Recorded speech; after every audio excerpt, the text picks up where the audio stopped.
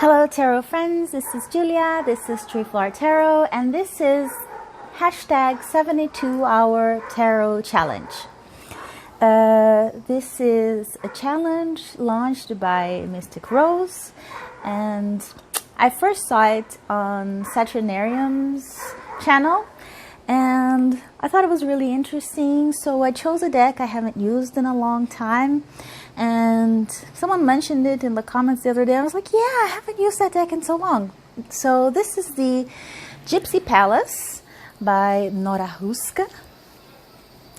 And it's a very fun deck, very colorful, and it has like hidden little stories, and it's very fiery. And to be honest, I haven't worked with it really in like maybe over a year. So I thought this would be a nice chance to get to work with it. And I'm going to start by edging it. So I'm going to edge it and see where it goes from there. Sorry about the dog, she's a visitor and she's not optional. So yeah, haha. Procrastinating by putting all of the deck in order. So the edging looks like crap, so it's not, I need a new marker. Need to go to the store to buy a new marker. This one has disappointed me. Why? Got my new pen, going to try this one more time. All done. See, and it looks really pretty. Took like less than half an hour, really quick. And it's not that stark white anymore. Yay. So now I'm going to do a little ritual I call the taming of the deck, which is I'm going to separate it into cards I love, cards I don't like, and cards that are just okay. And I'm going to try to reconcile the ones that I'm not so fond of and make them all work for me. See you soon. So I've made the piles of the cards that I love, the cards that I kind of like, the cards that I kind of don't like, and the cards that I don't like.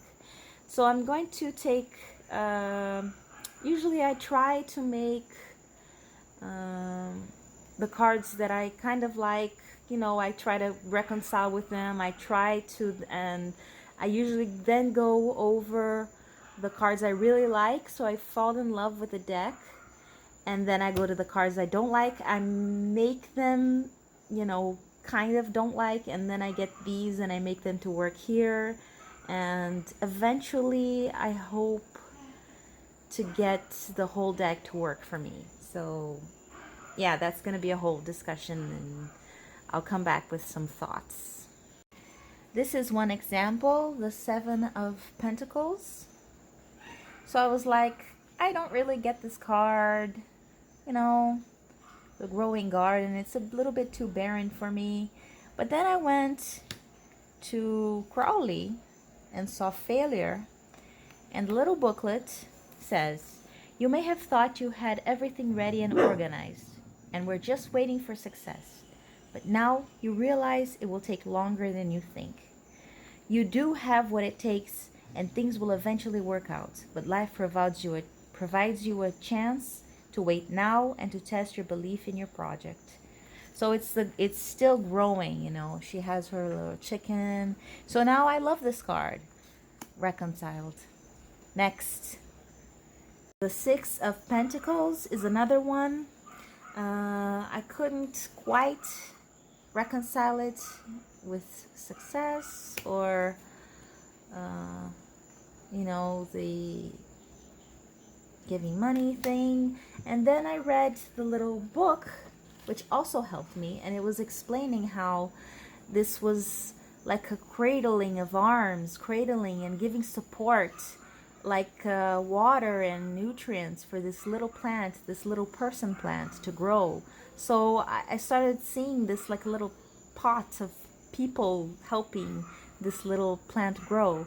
So now I love this card. The Four of Swords is an interesting card. She has altered lots of meanings in the suit of swords in this card, in this deck. And she describes the Four of Swords like a thick layer of ice that suppresses emotions and provides an icy exterior. And I can almost imagine her knowing someone, you know, like having a stoic father who's very calm and never shows any kind of emotion. And to him, he's like a calm person, and he's controlling his impulses and that kind of knots. Dogs are so, it's because the full moon is coming. The dogs are like at it tonight. But anyway, and I can imagine her as a very fiery person and being very frustrated with that. So instead of a calm, peaceful image, you have this fiery person coming in contact with that iciness and that calm and placidity, and being very frustrated by it, and describing it as a block of ice, suppressing all of those emotions that she feels so freely, you know. Well, anyway, that's what this card brought to me, and it's one of the cards I was reconciling, and because now I have all this story behind it, I can put it in the love pile. Next, this one was a little bit harder, the Queen of Cups. At first, I thought, you know, she didn't fit with the Queen of Cups. I liked the description on the booklet, I just didn't see it in the cards. And it's funny because what I did was I just looked at the art and I let myself be taken to that place and to feel the emotions of that character. And what I found was, you know, a very romantic young lady. To me, it looks like she's holding a book. She reads Jane Austen, and she dreams of the prince who is coming to rescue her. And she's a little bit naive and dreamy. And now that I've done all this work and I've connected emotionally with it, I can't unsee this character. And she's a great Queen of Cups for me. Another one for the great pile. The Five of Cups is another interesting card that she has changed the meaning of, but to a very interesting meaning. She's talking about the relationship with sleep, and how when you surround yourself with love for the world and you feel warm and you're in balance, then you have a good relationship with sleep. But when you're surrounded by the city, and you're not in balance, the animal instincts take over and you're hyper aware and you can't sleep. So it's a very different interpretation of the Five of Cups, I think, but very interesting. I like it. I like it. You know what this makes me think of? When you have a frog in your throat.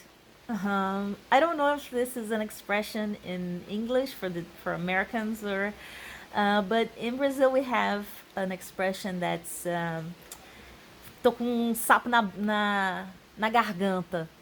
That means that you're holding something back, you're not saying something that you want to say. And you have to live with the consequences of the frogs that you swallow. And the things that you don't say and the things that you do say, it's also a responsibility. So I like this card with this meaning. So yeah, very interesting. So here are some very interesting cards, beginning with this Nine of Swords. Yes. Which I thought was just genius, you know, the nightmarish, the anguish. Yeah, very cool. This Ten of Cups with the life-giving tree the people in it and like angels or something. Very cool. And the cup, perfect. The Seven of Cups, I thought, seven is very ego connected for me. So, what is the place where you are most free and yourself in the emotional states? So, when you're dreaming, so it's what you want, your dreams. I thought it was a very cool interpretation. This Six of Cups might be my favorite of the deck because I have been this person so many times. Oh my God. Remembering. Who doesn't like, every once in a while to bask in nostalgia? And with the cat beside, even with the cat, it's perfect. I thought it was very interesting and a different interpretation for the Six of Cups. And finally, the Four of Cups, I thought, what better description of having everything stable and everything where it should be, and in this relationship is very stable, but, something's missing. Must I say more? So very cool cards. So just for funsies, I'm going to flip through really quick the cards that I just like, for aesthetic reasons or whatever. The Eight of Swords, King of Wands. I'm so bad at YouTube. Oh my God. Five of Swords. Another one that she has a different interpretation to concerning abusive relationships and one dominating the other. Very interesting. This Fool is really cool. I just like him. Little gremlin. Little gremlin. The Magician. Yeah. See, I'm so bad at YouTube. I can't even talk. High Priestess. I can't say that. I should say I am so good at YouTube. I'm growing in my craft. Because that would, attract better energies for this thing I'm doing. Whatever. Right? Gotta keep it positive. It's cool. It's been cool, I've really been liking doing it. And I try not to put too much pressure on myself. It's like, I can be crappy. I'm just starting out. I'll get better. Right? This dead. Yeah. This devil is so cool. She even changed the art style a little bit and made it weird. The tower is like she's falling. The stars so cute. The moon, this is cool. It's like you're meeting this gypsy in the middle of the night and she tells you about the mysteries of the blood and of the moon. It's cool. Sun, very cheery. Judgment, like a bird, like caw, calling out judgment.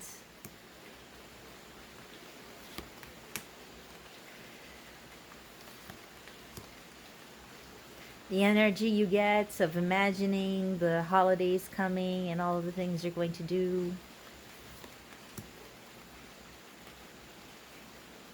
Four of Wands. She talks about rising spring and the sun taking off the moss. This Eight of Wands with lots of movement. I thought this card was hilarious. Hilarious. Sorry.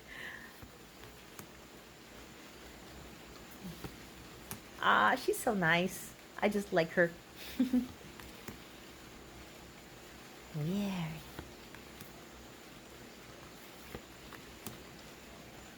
Cheerful, happy, Three of Cups. And being taken away.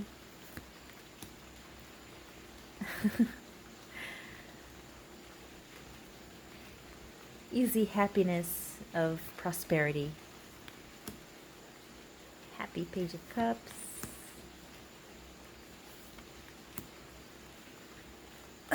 in the heart.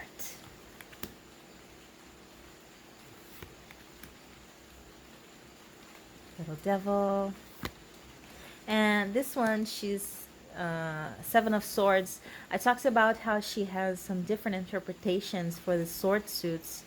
And she was talking about how innocent people can sometimes be taken in by, you know, other people, and your innocence isn't going to save you, and something like that.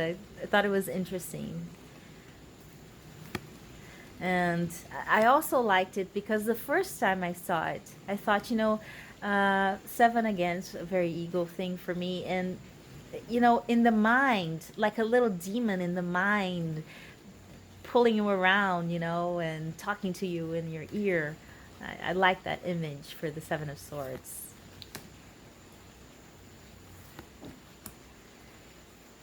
She talks about this prissy character that she doesn't care about anything as she goes along her intellectual endeavors, but inside she's a hurt little girl, you know, with emotions.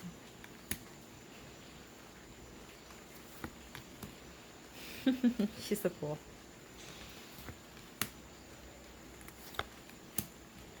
Four.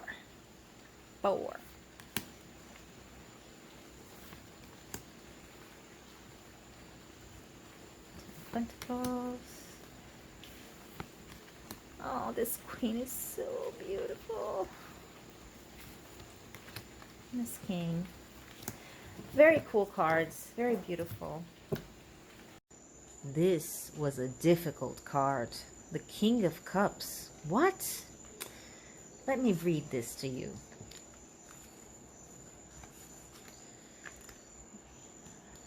King of Cups. This king is both sensual and powerful. His power stems... Let me just... His power stems from his love and his devotion to relationships. He is a connoisseur of literature and the arts. His creativity is limitless and his devotion to spiritual life unparalleled. He can easily float away from reality with his unrealistic ideas. He is peaceful and trustworthy man, though he can be easily influenced. Really? Do you see that? But then, a saving grace. Wait, this can be the opposite. Yes, this can be the opposite. And look, the tree. Now, my King of... why can't I? Here. My King of Cups is the tree stepping on the face of the dodo, you know, of the creepy guy.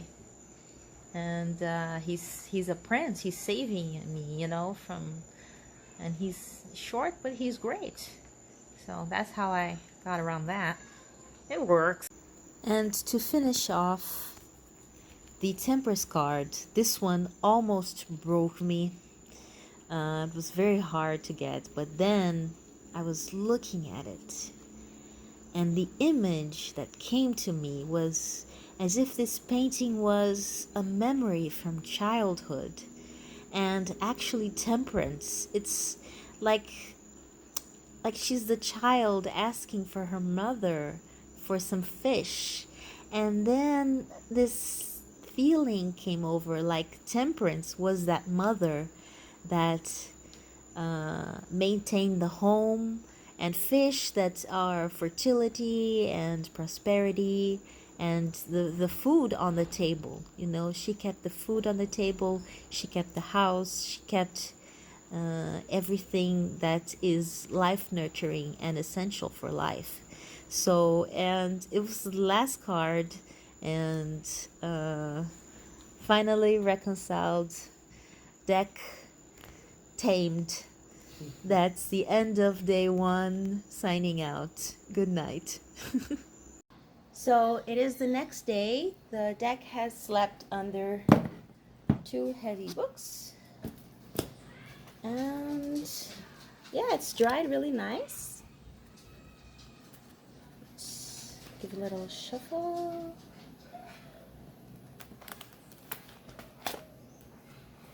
Meh. Here we go.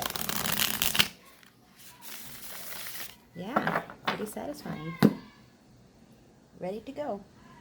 So I've done a reading, and the first cards that I got out of the deck after that whole process was the Ten of Cups, the Wheel, and the Empress. And I think this just shows how happy the deck is to be working again and to be starting this almost new cycle of life for it. I'm pretty pleased. Yeah. It's now the end of the day, day 2 of the 72-hour challenge, and I've just done a reading about how my day went. You know, what were the symbols and the archetypes describing my day, and it couldn't be more perfect. I had a touch of the flu this morning, so the Seven of Pentacles perfectly describes how I was feeling, and just having to wait for my body to recover. And this Five of Pentacles, which has this meaning of going through adversity, and for me, you know, I always joke because it reminds me of myself and my partner, and he's telling me I can't buy something and I'm looking grumpy. But, you know, going through difficult times, and it just made me think of how well he took care of me today, even though I was a little down. And the other one is Seven of Cups, and I spent the day in bed, and this is just a perfect description. So it was pretty cute, and I liked it. Night night.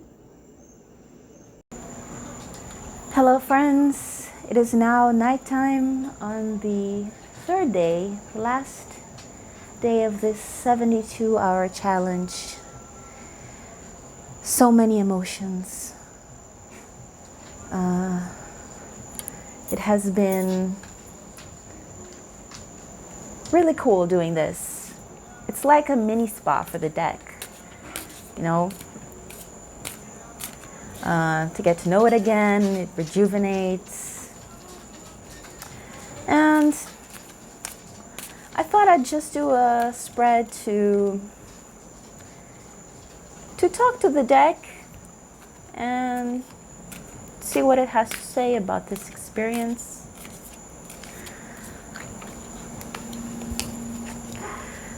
I think I'm gonna shuffle it.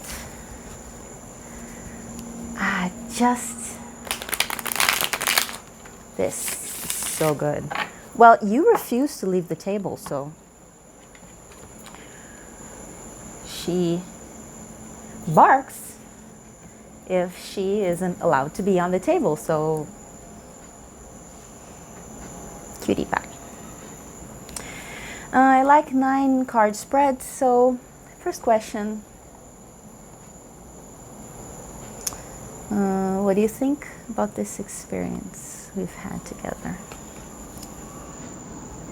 Oh, the Knight of Swords, very nice. The High Priestess. And the Three of Cups. Yes, all 3 very good cards. I think I would describe it like this as well. The Knight of Cups, you know, he's seeking knowledge. He's seeking to know and to enlighten all around him, you know. And the High Priestess brings in this intuition, that has everything to do with the oracle, you know. And the Three of Cups, it was very joyful as this experience, just fun, you know. What have I learned? What can I take from this experience as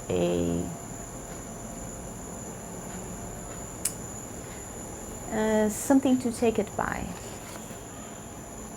Ooh, the devil. Very nice. The Empress. And the Page of Pentacles. I love this devil in this card because it's so different from all of the other cards. And I think it speaks to how weird this deck is. You know, I haven't mentioned it because it's, you know, so obvious. It's such a freeing expression and passion-filled, and it's so full of sensory things and indulgences. And that fire, you know, can fuel the Empress with warmth, you know, and fertility. So I think it's this delight in the pleasures of life. This deck is one of the pleasures of life. It's better than eating bonbons and, you know, the chocolates. It's better than eating chocolate, and everyone knows what chocolate is better than. It's everything, you know. So it's a sensory experience. To enjoy this art, to enjoy these emotions that it brings up. It's a delight, and it nurtures life. And this nurturing of life we can also see in the Page of Pentacles, because this is only the beginning of this relationship. We have so much more. We have planted a seed that is only going to grow from now on. And I would like to ask the deck for some advice. Ah, Nina.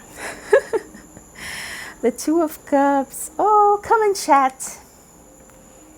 It says, Three of Pentacles. We'll talk about your plans and ease your mind.